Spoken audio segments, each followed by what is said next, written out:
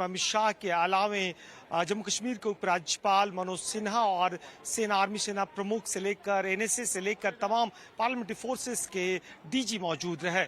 जम्मू कश्मीर को लेकर एक बार फिर सरकार ने साफ कर दिया है कि जिस तरीके से लगातार आतंकी हमले हो रहे उसको लगातार जवाब दिया जाएगा और ऐसा संदेश नहीं जाना चाहिए कि एक तरह से सरकार झुक गई। जो भी कोशिश हो रही है लगातार अगर उनकी तरफ से या एक तरह से माहौल को खराब करने की कोशिश हो रही है उसको टारगेट किया एक तरह से जवाब दिया जाएगा। सो कुल मिलाकर जम्मू कश्मीर में जो लगातार हालात बने हुए हैं उसको सुधारने के लिए एक तरह से न केवल स्ट्रेटजी के लेवल पे बल्कि सरकार के लेवल पे और फोर्सेस के लेवल पे भी बड़े पैमाने पे काम किया जाएगा। आज गृह मंत्री ने बहुत साफ कहा, बहुत दो टूक कहा कि ऐसा संदेश नहीं जाना चाहिए कि आतंकियों के डर से लोग एक बार फिर से जम्मू कश्मीर से पलायन कर रहे हैं और पलायन को रोकने के लिए सिक्योरिटी एजेंसी से लेकर पार्लियामेंट्री फोर्सेस से लेकर और आर्मी के जो भी डिप्लॉयमेंट है जरूरत पड़ने पे उसको बढ़ाया जाए और सुरक्षा के चाक चौबंद किए जाए।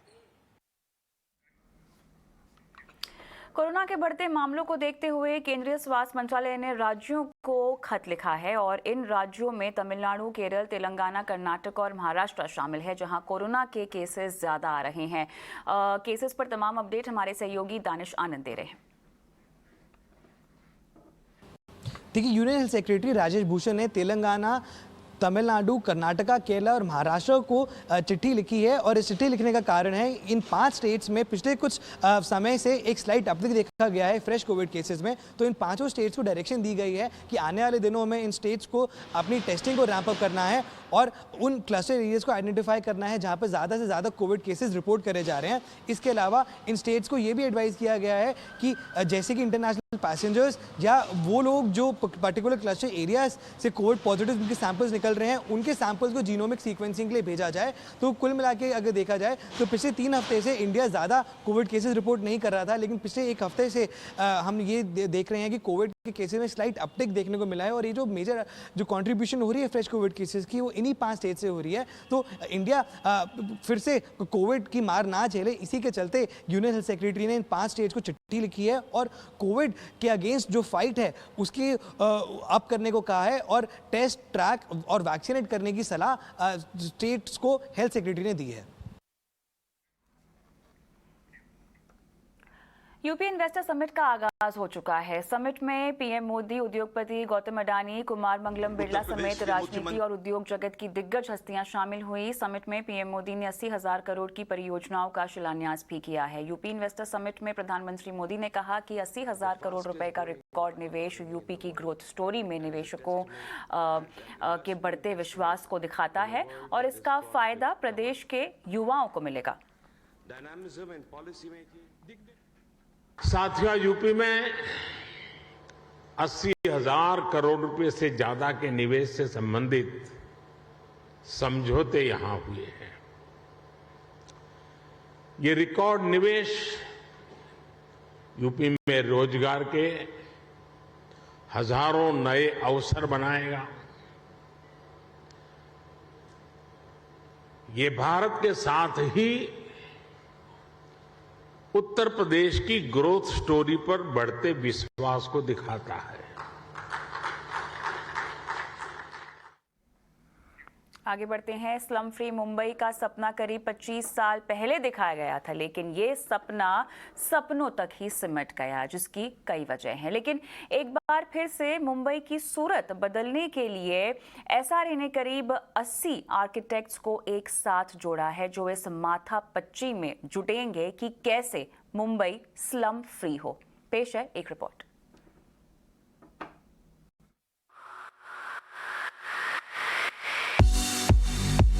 मुंबई, कोई इसे सपनों का शहर कहता है, कोई माया नगरी।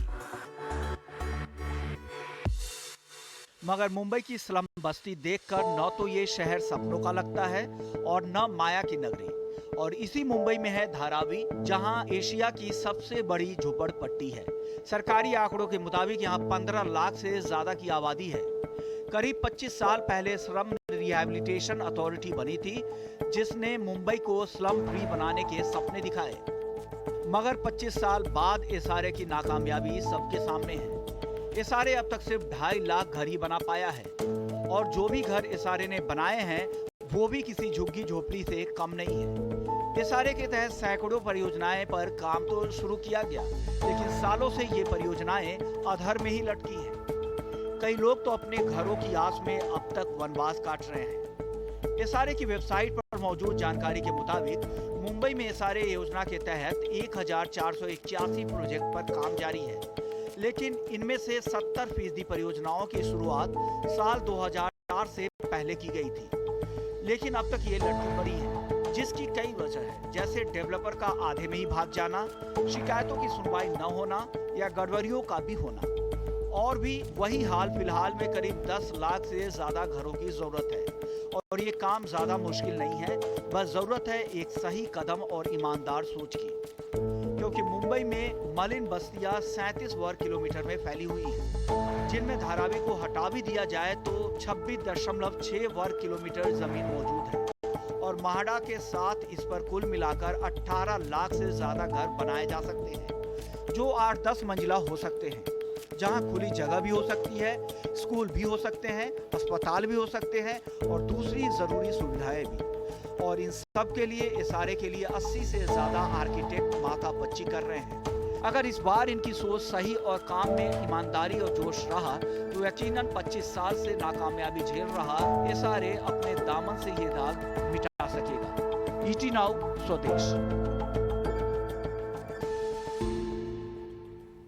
चलिए आगे बढ़ते हैं। केंद्र सरकार ने 2021-22 के लिए ईपीएफओ की 8.1% ब्याज दर को मंजूरी दे दी है और सरकार की मंजूरी के बाद इस फैसले इसको जो है, इस आदेश को जो है वो जारी भी कर दिया गया है। सरकार के इस फैसले से प्राइवेट सेक्टर के 6.5 करोड़ कर्मचारियों को फायदा मिलेगा। तो अब पीएफ पर मिलने वाली दर आपको 8.1% मिलेगी।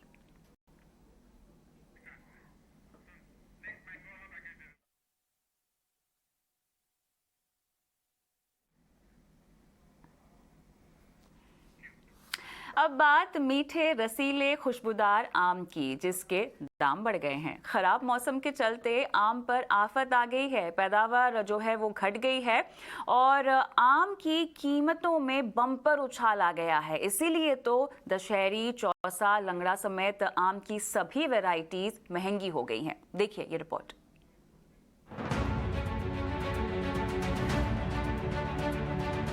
इसका नाम भले ही आम है, मगर ये आम नहीं, बहुत खास है। इस आम के बहुत कदरदान है, या यूं कहें आम खुदा का वरदान है, तभी तो ये फलों का राजा आम है। लेकिन महंगाई से ये आम इस साल आम लोगों की पहुंच से कुछ दूर हो रहा है। बादामी आम जो पिछले साल लगभग 50 से 60 रुपए प्रति किलोग्राम था, इस साल 65 से 70 रुपए प्रति किलो हो गया है। जबकि केसर आम की कीमतें कुछ ज्यादा ही भाव खा रही हैं। इस बार आम के दाम 60% बढ़ गए हैं। जो 30 से 60 रुपए मिलते थे वो इस सीजन में 50 से 100 रुपए प्रति किलो बिक रहे हैं। इतना ही नहीं, अभी तो आम के दाम और भी परवान चढ़ने वाले हैं। पिछले 20-25 अप्रैल से लेकर 15-20 मई तक आम के बाजार काफी गिर चुके थे, पर अभी आम के शॉर्टेज होने की वजह से 2-3 दिन से आम के बाजार जो है वो बढ़ गए हैं। गर्मियों का मौसम आते ही आम का जायका भी जुमा पर चढ़ जाता है, लेकिन इस सीजन जायके के लिए तरसना पड़ सकता है, क्योंकि यूपी में इस बार पैदावार काफी कम है। देश का सबसे ज्यादा 23.5% आम यूपी से ही पैदा होता है। यूपी में आमतौर पर इस साल लगभग 35 से 45 लाख मीट्रिक टन आम का उत्पादन होता है, लेकिन इस साल उत्पादन करीब 10 से 12 लाख मीट्रिक टन ही रहने का अनुमान है।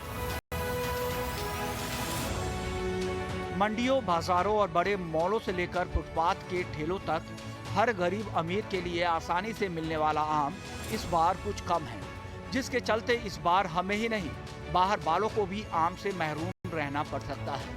बहरहाल स्वाद, सुगंध, रंग से भरपूर आम की दावतें कुछ कम हो सकती हैं। ईटी नाउ स्वदेश। चलिए इसी के साथ स्वदेश आर में आज के लिए इतना ही। मुझे भी इजाजत दें। नमस्कार।